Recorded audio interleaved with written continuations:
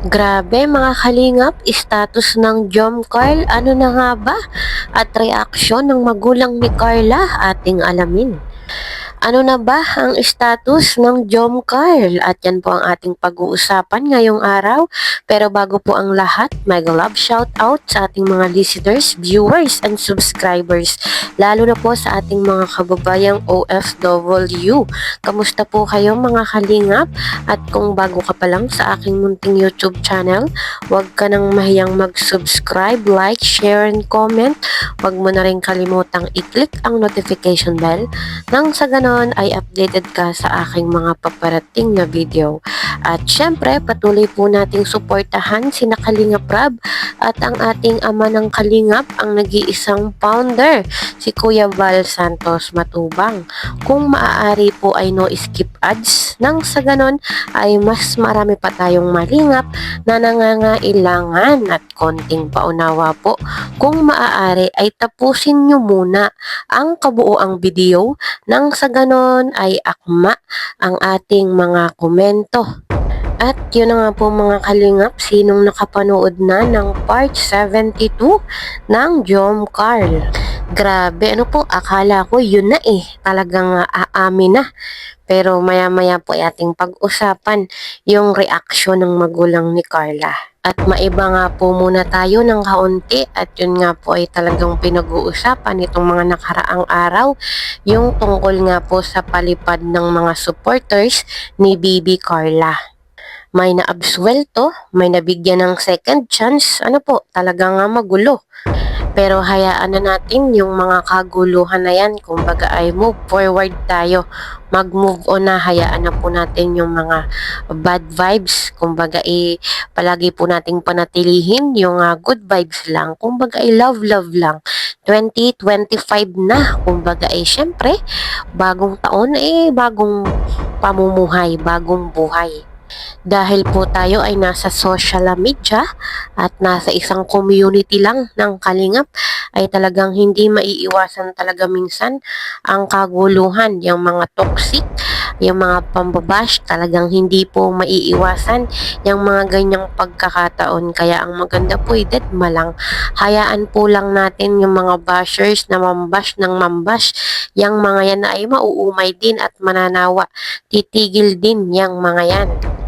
So, yun na nga po mga kalingap, isa sa pinakamalakas at talagang nangungunang love team ng ating kalingap at talagang subok na ang samahan. Syempre, walang iba kundi ang Jom Carl. Kumbaga po ay pinatibay na ng panahon, ika nga. Umpisa pa lang, alam naman po nating lahat na hindi man lang nabawasan o hindi nagbago yung mga sumusuporta sa Jom Carl. Talagang simula po nung nagsisimula pa lang sila hanggang ngayon ay lalo pong dumadagdag pa yung mga nagmamahal sa kanila. Patuloy pa ring minamahal at tinatangkilik ng masa. At dahil nga po diyan ay umami na si Kalingap Jomar sa magulang ni Carla na sila na daw po. Nakakatawa lang at sinabi ni Kalingap Jomar na sila na nga daw po ni Carla, pero ang sagot naman ni Carla ay hindi, situationship lang daw po yung meron sila. Iba na po talaga ang panahon ngayon at meron ng situationship na sinasabi. Ano ba ang situationship na iyan? Ako'y nag-research pa po kung ano ba ang situationship. At ang nakita ko nga po, ang nalaman ko, ang situationship daw po ay hindi rin naman nagkakalayo sa pagiging MU, mutual understanding. Kumbaga po ay nagkakaintindihan, nagkakaunawaan sila, pero walang label, walang commitment. Ayun ang meaning, ano yun ang kahulugan ng situationship. Binalaan pa nga po ni Bibi Carla, ito nga si Papa Joms, na kung sakali nga daw po na maging sila ay wag daw po muna silang aamin. Grabe mga kalingap, ibig sabihin po pala ay kung sakaling maging sila na talaga ay tayo patuloy lang na nanonood, pero sila na pala. Ano po, magugulat na lang tayo isang araw ay i-announce na lang nila na sila pala ay matagal nang mag-on. Ano po, grabe naman. At yun na nga po mga kalingap, ako'y natutuwa sa reaksyon ng magulang ni Bibi Carla noong sinabi ni Papa Joms na sila na nga daw po ni Carla. Kung napansin nyo nga po ay nagkaroon ng panandaliang katahimikan. Akala ko ay hahabulin ng itak si Papa Joms, nun nga pong magulang yung nanay ni Carla, dahil nga daw po nabanggit nung nanay ni Carla na pag nga daw po nag-aaway sila ng tatay ni Carla ay talagang galit na galit nga daw po at hinahabol ng itak. Base po dun sa nakita at napanood ko ay wala pong problema. Botong-boto rin naman yung magulang ni Carla dito nga po kay Papa Joms. Ika nga po nung nanay ni Carla ay dalaga at binata naman daw po sila pareho, kaya wala naman daw pong magiging problema.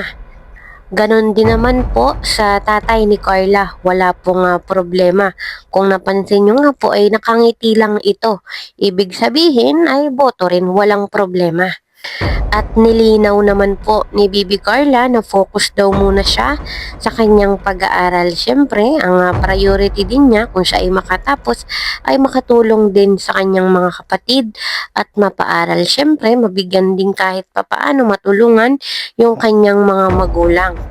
At nagbiro pa nga po si Papa Joms na pwede naman daw pagsabayin. Pwedeng magjowa, pwedeng mag-boyfriend kahit nag-aaral, kahit nakafocus sa isang bagay.